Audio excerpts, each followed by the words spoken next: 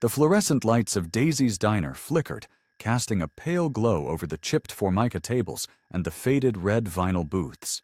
The air smelled of burnt coffee and sizzling hash browns, mingling with the faint tang of bleach from the mop bucket in the corner. It was a place where time seemed to stall, where truckers and locals alike sought cheap meals and a fleeting sense of comfort in a small town that felt forgotten by the world. But for Clara Hensley, the waitress with a past she kept buried, it was a battlefield of a different kind. One fought with forced smiles and bitten-back retorts. Clara moved through the morning rush with the precision of a soldier navigating a minefield. Her dark hair was pulled into a tight bun, and her long-sleeved uniform clung to her despite the sticky heat that had patrons tugging at their collars.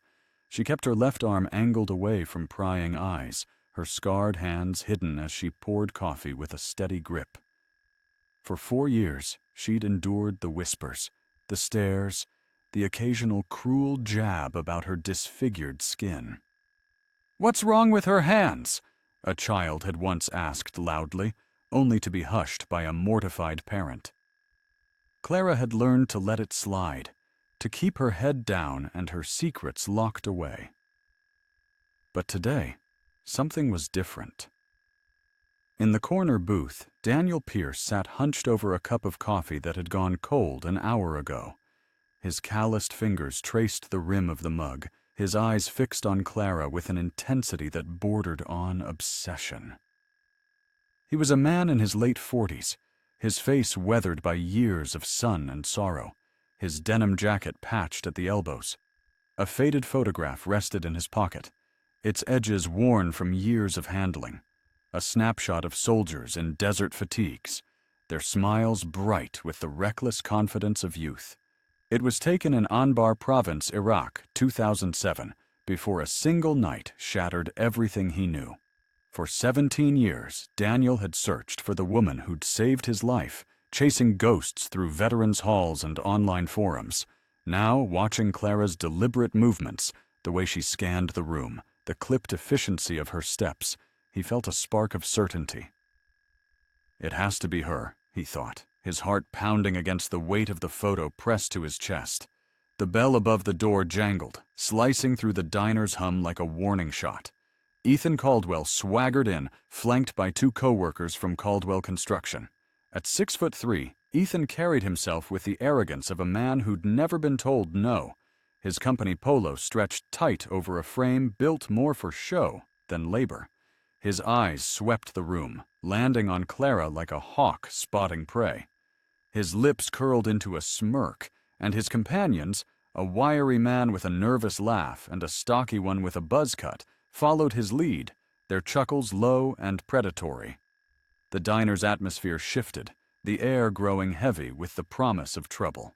"Well, look at this," Ethan drawled, loud enough to draw heads. "Our mystery lady's out here serving coffee like she's hiding from the law.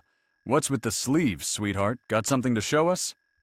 His voice dripped with mock curiosity, but his eyes glinted with malice. Clara approached their table, her face a mask of calm she'd perfected over years of dealing with men like him. Her notepad was steady in her right hand, her left tucked carefully behind it. "Morning, gentlemen," she said, her voice flat. "What can I get started for you?"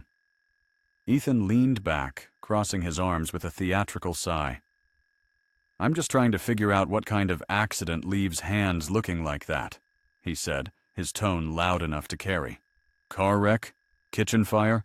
Or maybe you're one of those types who can't handle life without carving it into your skin." His companions snickered, but the rest of the diner went quiet. An older couple at a nearby table exchanged uneasy glances, the husband's hand tightening on his fork. The cook, a burly man named Joe, paused behind the service window, his spatula hovering over the grill. Clara's jaw tightened, a flicker of tension betraying her otherwise stoic expression. She'd faced worse than Ethan Caldwell. Far worse. She'd tasted blood and ash, felt the weight of lives slipping through her fingers. But here, in this diner, the cruelty stung differently. It wasn't the threat of death, but the slow grind of humiliation, the kind that chipped away at her resolve. She scribbled on her notepad, keeping her left hand hidden. "Coffee?" Breakfast specials? She pressed, her voice steady but clipped. Daniel's grip on his mug tightened, his knuckles whitening. He'd been watching Clara for hours, cataloging every detail, the way she moved with military precision, the way her eyes darted to the exits every few minutes, the way she kept her scars concealed. It wasn't just her bearing that screamed soldier. It was something deeper, something he recognized from a night in 2007 when the world had burned around him. He'd been trapped in a Humvee, flames licking at his skin, the door jammed shut. A woman's face had appeared through the smoke, her hand steady as she pulled him free. She'd gone back for others, even as the fire roared and a second explosion tore through the night.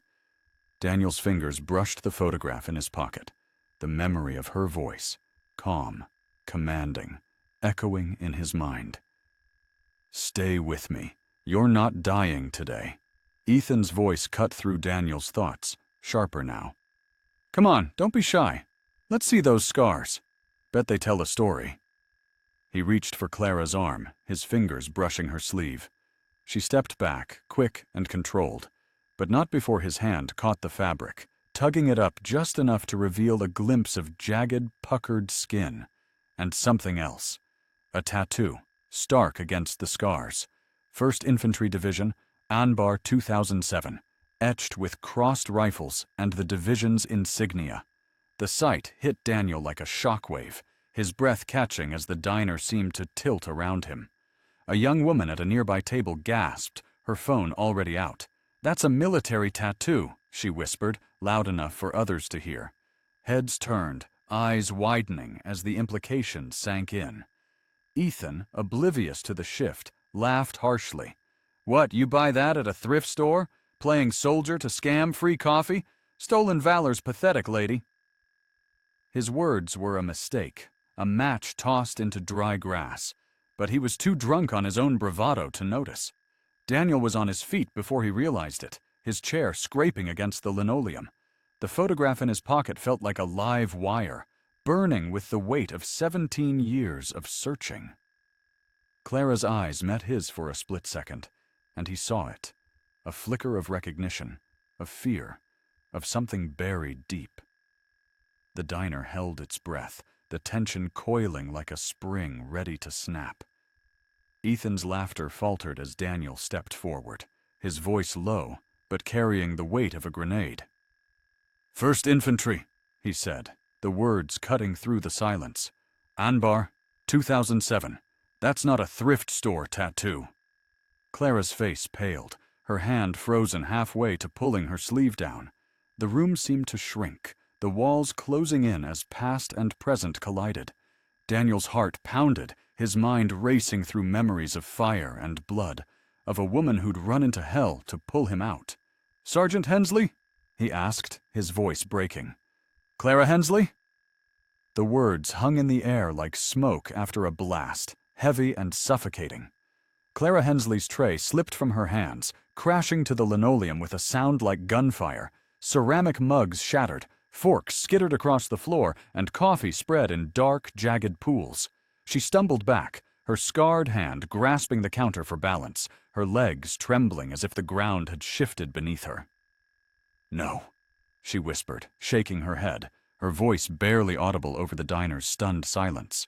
"You're not supposed to be here. They said you didn't make it. They said you died in Landstuhl." Her words cracked, years of buried grief spilling out, raw and unfiltered. "I thought I failed you." Daniel Pierce stood frozen, 3 feet from her, his weathered face a map of shock and revelation. His hand hovered over the photograph in his pocket, fingers trembling as they brushed the worn edges. The diner's fluorescent lights buzzed faintly, casting stark shadows that seemed to carve the room into fragments of light and dark. Every patron was caught in the moment, their breakfasts forgotten, their eyes locked on the 2 figures at the center of this unfolding drama. Even the air felt charged, thick with the weight of a truth too big for the small-town diner. "Alive," Daniel said, his voice steady now, though it carried the tremor of a man standing on the edge of a cliff. "Because of you. You ran into a burning Humvee, Clara. You pulled me out when everyone else was running the other way." He took a cautious step closer, his boots scuffing against the floor, careful not to crowd her. "I've been looking for you for 17 years. VA hospitals, vet meetups, every corner of the internet. And now you're here, pouring coffee in this place, taking crap from people who don't deserve to tie your boots." Clara's breath hitched, her eyes darting to the exits out of habit, a soldier's instinct never fully erased. But something in Daniel's voice, its raw honesty, its weight, kept her rooted. She looked at him, really looked, and saw the echo of a younger man from that photograph. The square jaw, the steady gaze, the scars hidden beneath his flannel shirt. Her hand moved to her sleeve, then stopped, as if accepting that the tattoo and scars were no longer secrets. "I thought," she started, then swallowed hard. "I thought you were gone. They told me the burns were too bad, that you didn't make it out of Germany." The diner's silence was broken only by the soft clink of a spoon against a saucer, dropped by a patron too engrossed to hold it steady. Ethan Caldwell, still seated at his table, shifted uncomfortably, his earlier bravado crumbling under the weight of the moment. His crew, Jake with the nervous laugh and Tom with the buzz cut, exchanged uneasy glances, their chuckles long since dead.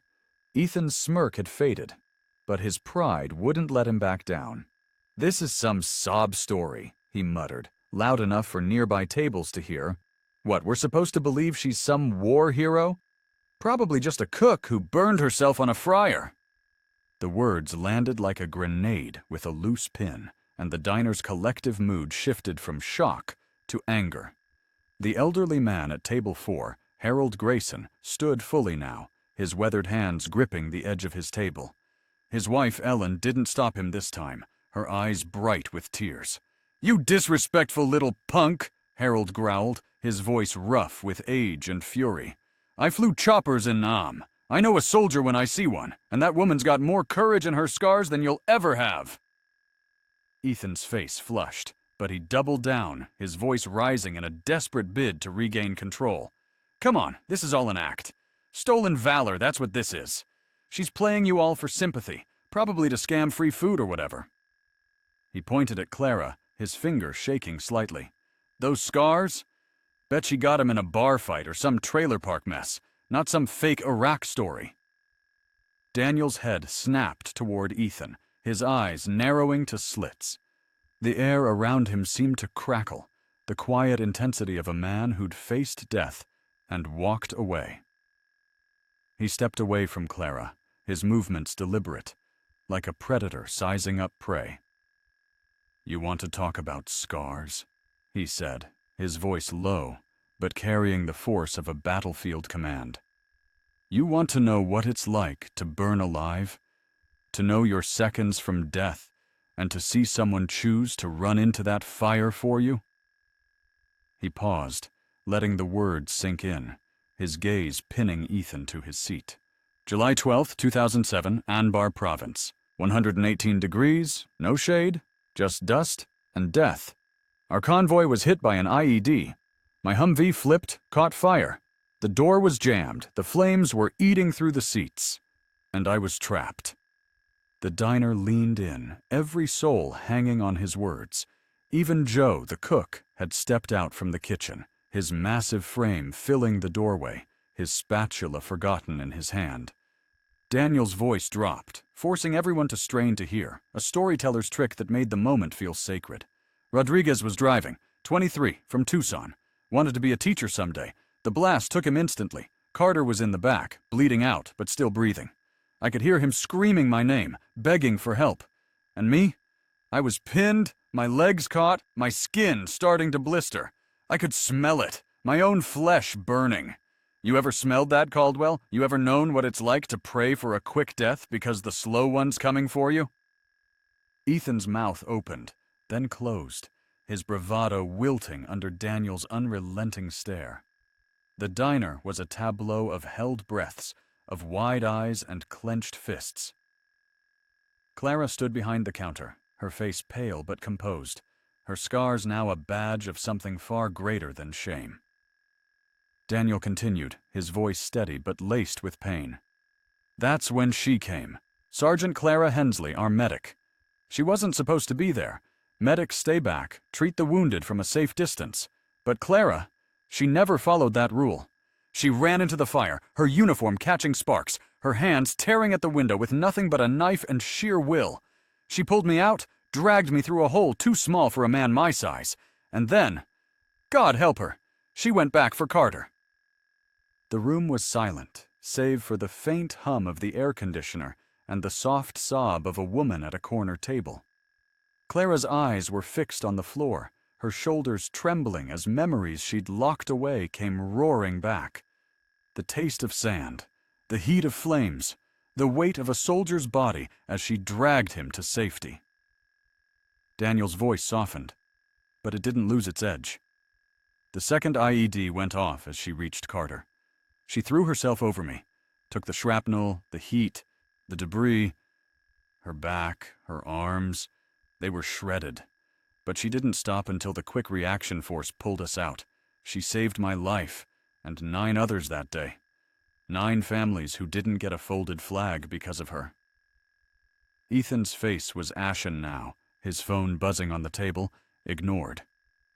His crew had edged away, their loyalty to him dissolving in the face of something undeniable.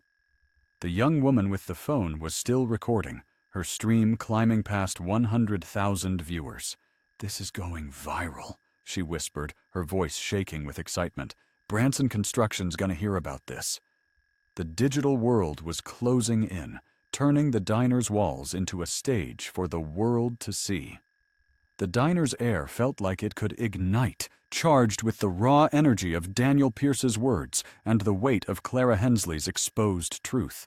The fluorescent lights buzzed faintly, casting harsh shadows that seemed to underscore the divide between the ordinary morning and the extraordinary confrontation unfolding at Daisy's diner. Clara stood behind the counter, her scarred hands gripping the edge, her face a mask of quiet devastation as memories of Anbar Province, 2007, clawed their way to the surface. Her eyes, dark and haunted, flickered between Daniel and the floor, as if she could will herself back to the anonymity she'd fought so hard to maintain. Daniel's voice, steady but laced with a fury born of 17 years of gratitude and guilt, cut through the silence like a blade. 9 lives, he repeated, his gaze locked on Ethan Caldwell, who shrank in his seat, his earlier swagger reduced to a nervous twitch. 9 soldiers are alive today because Clara Hensley ran into hell. Bronze Star for valor, Purple Heart for wounds that would have broken anyone else. Combat Medic Badge with a star for facing gunfire to save her team. And what did she ask for? Nothing. She vanished into this town, into this diner, serving coffee to people who mocked her, who called her names, who threw their pity or their cruelty at her feet. Ethan's phone buzzed relentlessly on the table, the screen flashing with names and numbers. His boss, his co-workers, unknown callers. The digital storm was gathering, fueled by the young woman's live stream, now surging past 150,000 viewers. Comments flooded in, a tidal wave of outrage and awe. "This is unreal. She's a hero." "Branson Construction better fire this guy. Type respect for Clara." Ethan's face was a sickly shade of gray, his hands fumbling to silence the phone, but the notifications kept coming, a relentless chorus of consequences. Daniel stepped closer to Ethan's table, his presence commanding, his voice dropping to a dangerous whisper. "You called her Freddy Krueger. You threw $2 on the floor like she was garbage. You accused her of stolen valor when you don't even know what valor means. Let me tell you about July 12th, 2007, since you think you can judge her." He leaned in, his eyes burning with the intensity of a man reliving his worst nightmare. "Our Humvee was a fireball. The ammo was cooking off, popping like firecrackers in a furnace. I was choking on smoke, my skin blistering, my lungs screaming. Carter was bleeding out in the back, and Rodriguez, God rest him, was already gone." Clara didn't hesitate. She pried open a window with her bare hands, the glass cutting into her skin, the flames searing her arms. She dragged me out, then went back for Carter, even as the second IED detonated. Clara's breath hitched audibly, her knuckles whitening on the counter. The diner faded for her, replaced by the roar of flames, the metallic tang of blood, the weight of a soldier's body as she pulled him through fire. She'd locked those memories away, buried them under years of routine, pouring coffee, wiping tables, dodging stares. But Daniel's words ripped the lid off that box, and the pain poured out, raw and unrelenting. Her eyes glistened, but she didn't look away this time, meeting Daniel's gaze with a mix of fear and recognition. Daniel's voice softened, but it carried no less weight. She shielded me with her own body, took the shrapnel, the heat, the debris. Her back, her arms, they were torn apart. She was unconscious by the time help arrived, but she'd saved me and 9 others. That's who you're mocking, Caldwell. That's who you're calling a liar. He pulled the photograph from his pocket, holding it up for the diner to see. A snapshot of young soldiers, their faces bright with hope, Clara's among them. This is all I had of her for 17 years. This picture, and the memory of a woman who wouldn't leave me to die. The diner erupted in murmurs, a ripple of awe and anger spreading through the crowd. The elderly man, Harold Grayson, slammed his fist on the table, his voice shaking with fury. "You ought to be ashamed, boy," he spat at Ethan. "You wouldn't last a day in the boots of someone like her." His wife, Ellen, clutched his arm, her eyes wet but fierce. The cook, Joe, stepped fully into the dining area, his massive frame a silent threat as he glared at Ethan. Even Ethan's crew, Jake and Tom, had backed away, their faces pale, their loyalty to their leader dissolving like smoke. Ethan's bravado cracked completely. This is crazy," he stammered, his voice high and desperate. "She's just a waitress. You're all buying this act." But his words lacked conviction, drowned out by the growing hum of the crowd's anger. The young woman with the phone leaned forward, her voice sharp. "It's not an act, dude. It's on your company's shirt. Branson Construction. I just tagged your CEO. This is blowing up online." Her screen showed a flood of comments, the view count climbing past 200,000. Ethan's phone buzzed again, the name Boss flashing on the screen. He stared at it, frozen, as if it were a live grenade. The diner's manager, Frank Delaney, burst through the kitchen doors, his face a storm cloud. A former Marine with a faded eagle tattoo on his forearm, Frank carried himself with the quiet authority of someone who'd seen combat and chosen to leave it behind. He took in the scene. Clara's exposed scars, Daniel's righteous fury, Ethan's shrinking figure, and the crowd's simmering rage.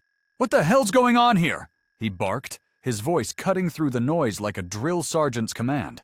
The young woman thrust her phone at him, the live stream replaying Daniel's speech. Frank's jaw tightened as he watched, his eyes narrowing with each second. "Ethan Caldwell," Frank said, his voice low and dangerous. "You're done here. Get out of my diner, and don't come back.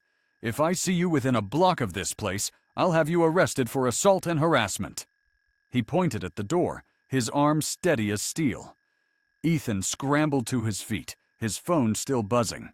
But the crowd had formed a loose barrier, their faces hard with judgment. "I need to answer this," he pleaded, holding up the phone. "It's my boss." "Answer it here," a trucker in a flannel shirt growled, crossing his arms. "Put it on speaker. Let's hear it."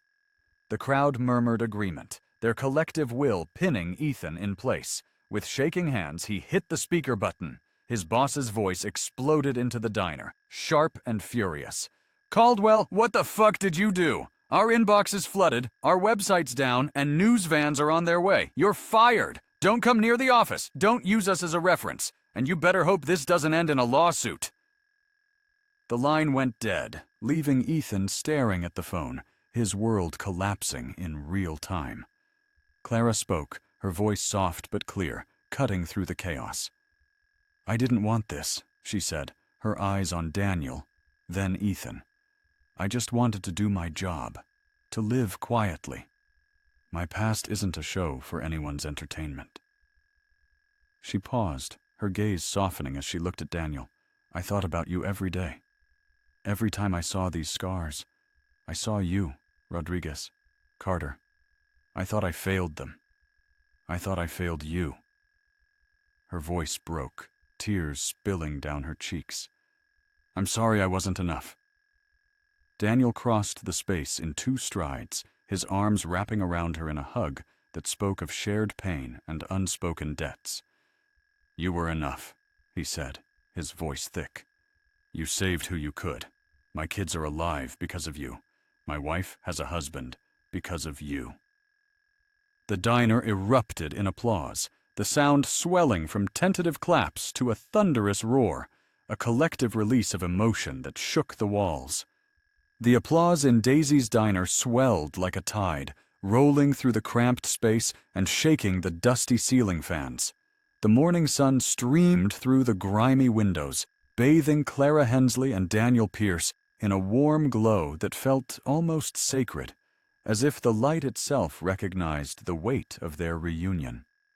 Clara stood in Daniel's embrace, her scarred arms exposed, her face wet with tears she hadn't allowed herself to shed in years.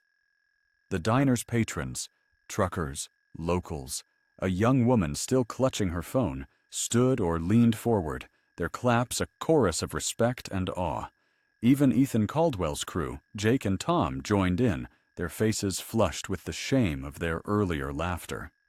Ethan himself stood alone, his phone a relentless beacon of his downfall, buzzing with notifications that piled up like debris after a storm. His boss's call had been the first blow, but now texts, emails, and social media alerts flooded in, a digital reckoning that painted his name across the internet in strokes of disgrace. The young woman's live stream had skyrocketed past 300,000 viewers, comments flooding in with hashtags like #ClaraTheHero and #BransonConstructionFail. Ethan's hands shook as he shoved the phone into his pocket, his eyes darting to the exit, but the crowd's collective glare held him in place like a pinned insect. Frank Delaney, the diner's manager, stood at the center of the chaos, his Marine Corps tattoo flexing as he crossed his arms. His face was a mask of controlled fury, but his voice carried a quiet authority when he spoke. "Clara," he said, his tone softening as he turned to her. "I've known you for 4 years, and I never asked about your past. That's my failure, and I'm sorry." He paused, his jaw tight as if wrestling with his own guilt. "Effective immediately, you're shift manager. 30% raise. And you don't hide those scars anymore, you hear me? They're a badge of honor. Anyone who's got a problem with them answers to me." The crowd murmured approval, a few clapping again, their faces reflecting a mix of pride and relief. Clara nodded, her throat too tight for words, her hand brushing the tattoo on her arm. "1st Infantry Division, Anbar 2007, as if grounding herself in the truth she'd tried to bury. Daniel stepped back, giving her space, his eyes still locked on her with a reverence that made the air feel heavier. "You don't know what it means to find you," he said quietly. "My daughters, my wife, they exist because you didn't give up. I carried that picture for 17 years, hoping I'd get to say thank you." Clara's gaze fell to the photograph in his hand, its faded edges curling from years of handling. She recognized the faces instantly. Young soldiers, grinning under the desert sun, unaware of the fire that would change everything. "Martinez didn't make it," she said, her voice barely above a whisper, naming a face from the photo. "Neither did Ellis. I tried, Daniel. I tried so hard to get them out." Her voice cracked, the weight of survivor's guilt pressing down like a physical force. "Every night, I see them. I see the fire, the smoke. I wonder if I could have been faster, stronger." Daniel shook his head, his own eyes glistening. "You did more than anyone could have. You ran into a burning Humvee, Clara. You took shrapnel for me. You're the reason I'm here." His voice trembled, but it carried the strength of a man who'd spent nearly 2 decades searching for closure. "You didn't fail. You saved who you could." The moment was broken by Ethan's desperate attempt to reclaim control. "This is ridiculous," he muttered, his voice high and strained, like a cornered animal. You're all eating this up, aren't you? She's no hero. She's a nobody playing dress-up." His words were a weak jab, lacking the venom of before, but they still stung. The crowd's mood shifted again, the air crackling with renewed anger. Harold Grayson, the elderly veteran, stepped forward, his cane tapping the floor with purpose. "You're done, kid," he said, his voice low and dangerous. "You don't get to talk to her like that. Not now. Not ever." Ethan's phone buzzed again, the screen lighting up with a new call, his supervisor's name flashing like a warning siren. He fumbled to silence it, his face pale, sweat beading on his forehead. "I didn't mean," he started, but the words died under the weight of the diner's collective judgment. The young woman with the phone smirked, her voice cutting through the tension. "Your company's trending for all the wrong reasons, buddy. Better start looking for a new job." Frank pointed at the door, his voice like steel. "I told you to leave, Caldwell. Don't make me call the sheriff."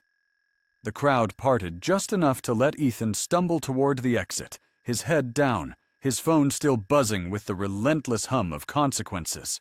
As he reached the door, he turned back, his mouth opening as if to offer a defense, but the sea of hard stares silenced him. The bell chimed as he fled into the morning light, the sound sharp and final, like the closing of a chapter. The diner exhaled, the tension easing, but not dissipating entirely. Clara wiped her face with the back of her hand, her scars catching the light as she moved. She looked at Daniel, then at Frank, her voice steady despite the tremor in her hands. "I didn't want to be a hero," she said. "I just wanted to do my job, to live quietly. But thank you for seeing me." Her words were for Daniel, for Frank, for the crowd that had witnessed her truth. The young woman lowered her phone, her live stream still running, but her expression softened, as if she, too, understood the gravity of the moment. Frank clapped a hand on Clara's shoulder, his touch gentle but firm. "This place honors its heroes," he said, his voice thick with emotion. "Always has, always will." He gestured to the wall behind the counter, where a small, empty space waited for a new story. "We're putting your picture up there, Clara, right where it belongs." The crowd began to disperse, some returning to their meals, others lingering to offer quiet words of thanks to Clara. The young woman with the phone approached, her eyes wide with admiration. "I'm posting this to every veterans group I can find," she said. "People need to know who you are." Clara nodded, uncomfortable with the attention but no longer hiding.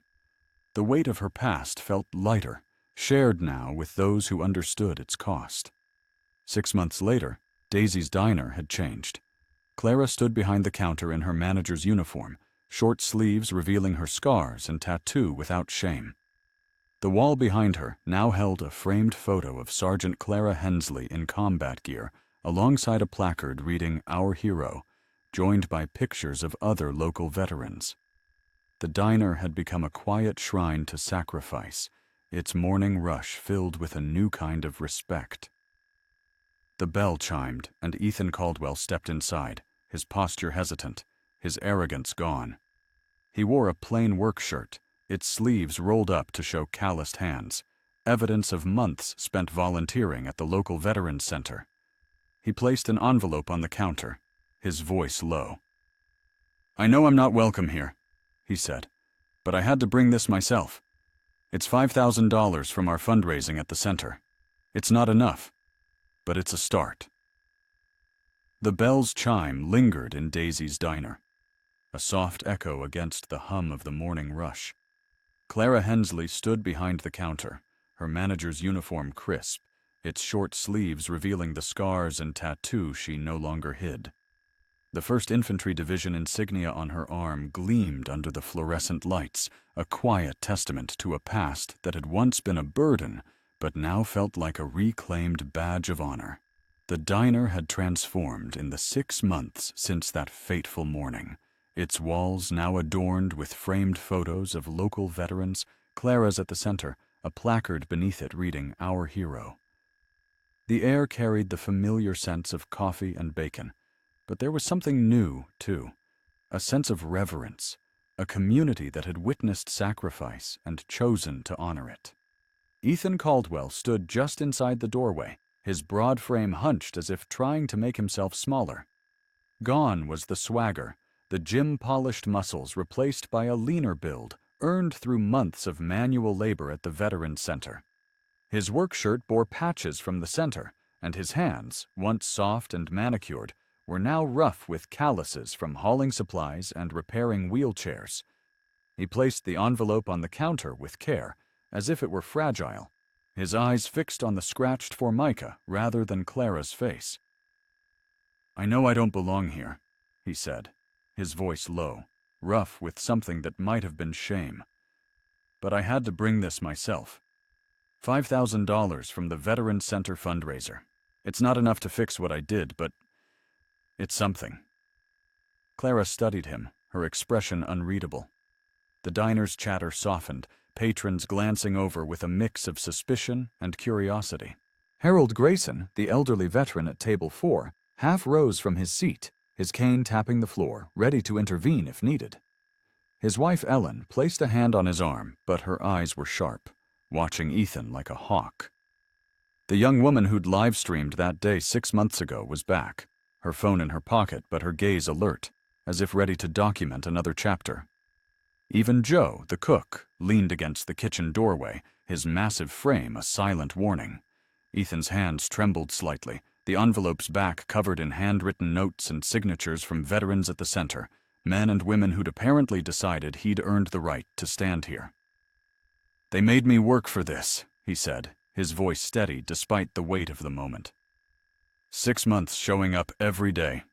No excuses, no whining. They said if I could do that, maybe I meant it when I said I wanted to change. He paused, swallowing hard.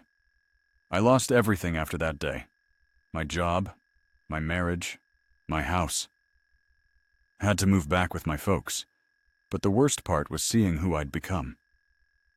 I didn't know, Clara. I didn't know what you'd been through." Clara's fingers brushed the envelope, but she didn't open it. Her eyes met Ethan's, searching for something. Sincerity, perhaps, or the flicker of the man he might be trying to become. She saw the weariness in his posture, the lines etched into his face that hadn't been there 6 months ago. She recognized that kind of brokenness, the kind that came from staring into the mirror of your own failures. She'd lived with it for 17 years, waking each night to the ghosts of Martinez and Ellis, to the flames that still burned in her dreams. "Everyone deserves a chance to make things right," she said. Quietly, her voice steady but soft. "That's what I learned in the service. Sometimes you save people who wouldn't save you. That's what makes us human." It wasn't forgiveness, not entirely, but it was a door left cracked open.